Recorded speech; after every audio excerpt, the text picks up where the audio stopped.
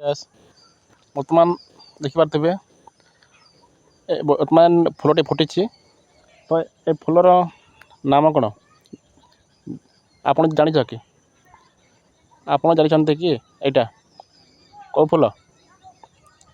ଦେଖିପାରୁଥିବେ ଫୁଲ କେମିତି ଫୁଟିଛି। ତ ବର୍ତ୍ତମାନ ଏ ଫୁଲକୁ ବହୁତ ସୁନ୍ଦର ଦିଶୁଛି, ଲେକିନ୍ କୌଣସି ପୂଜାରେ ଏ ଫୁଲ ଲାଗୁନି। ଯଦି ଏ ଫୁଲର ନାଁଟା ଜାଣିଛନ୍ତି ତାହେଲେ କମେଣ୍ଟ କରନ୍ତୁ। ଦେଖିବା ପାଇଁ ବହୁତ ବଢ଼ିଆ ଦିଶୁଛି, ଦେଖିପାରୁଥିବେ।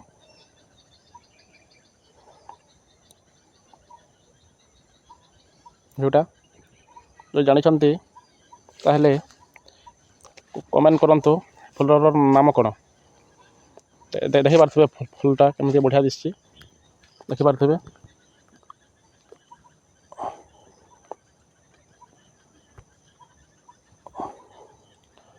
ଯଦି ଫୁଲଟା ନାଁ ଜାଣିଛନ୍ତି ତାହେଲେ କମେଣ୍ଟ କରନ୍ତୁ ଓ ଆମକୁ ଜଣାନ୍ତୁ।